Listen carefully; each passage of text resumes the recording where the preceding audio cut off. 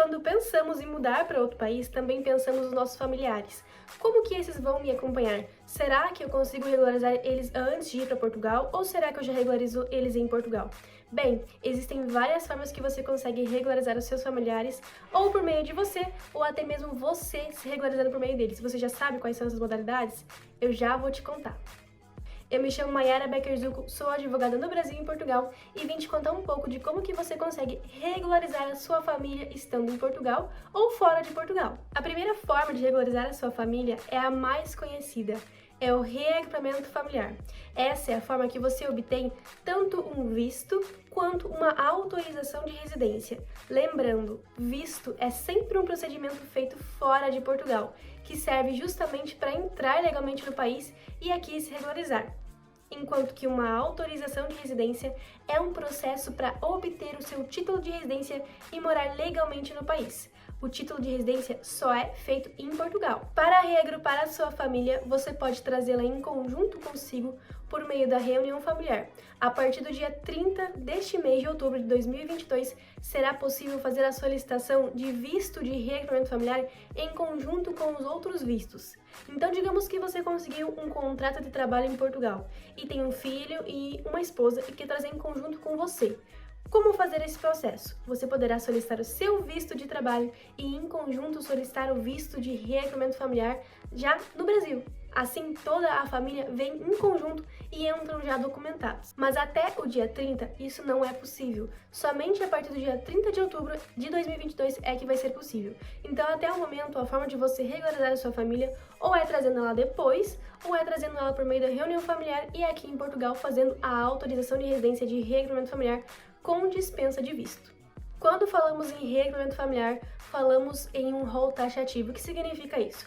Significa que tem uma lista de pessoas que são só aquelas pessoas, não se pode sair daquela lista, ok? Então, quando falamos desses familiares, quem que pode reagrupar? Você pode reagrupar cônjuge, né, quando você está casado com uma pessoa, um companheiro ou uma companheira, quando há uma união estável, que aqui em Portugal se chama união de facto, de pelo menos 2 anos, quando você tem filhos menores de 18 anos, ou quando você tem filhos maiores de 18 anos que dependam financeiramente de você, são solteiros e estudam em Portugal. Esse filho maior de 18 anos precisa ser solteiro, como eu falei, estar dependendo de você e estudar em Portugal. Mas como ele vai estudar em Portugal se ele está no Brasil?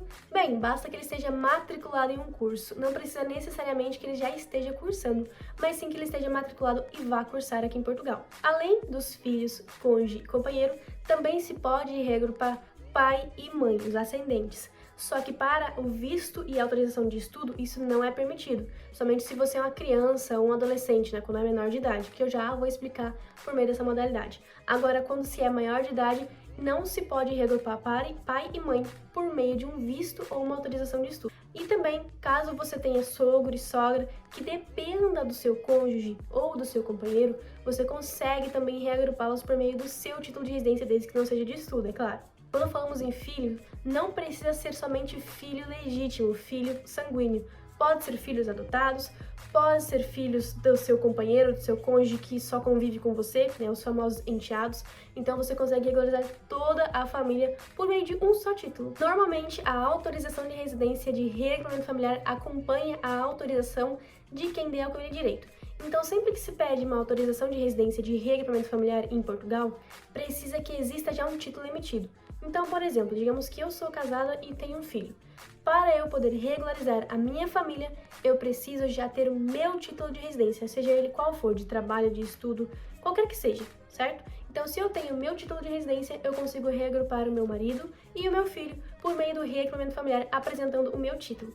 E assim, o título deles sai com a mesma validade que o meu. No entanto, se o seu título tem menos de 2 anos de validade, o título de reagrupamento familiar tende, na maioria das vezes, sair com maior duração do que o seu próprio título, acredita? Não é todas as vezes, mas é o que acontece na maioria das vezes. A segunda forma de regularização, aqui já entramos na questão do estudo. Eu acabei de falar para você que não dá para reagrupar pai e mãe por meio de uma autorização de estudo, não é mesmo? Mas existe aqui uma exceção. Se é uma criança ou um adolescente, ou seja, uma pessoa menor de 18 anos que passou a estudar aqui em Portugal, ela tem direito a obter a autorização de residência de estudo.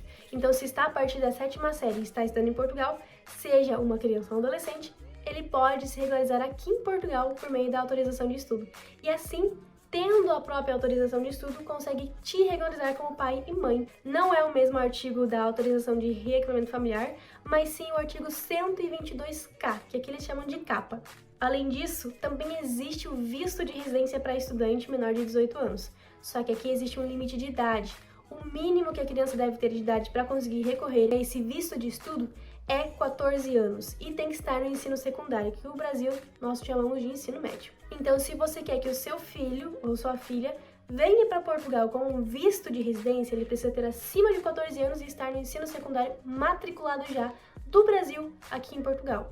Agora, se você não tem como fazer isso, não tem como regularizá-lo já à distância, aplique para um visto para você e traga ele por reequipamento familiar. Mas caso já esteja em Portugal, essa é a modalidade que você pode recorrer, a autorização de estudo para o seu filho ou sua filha que tenha mais de 13 anos e esteja a partir da 7ª série. E assim que o seu filho ou sua filha obter a autorização de residência, você consegue se regularizar por meio dele.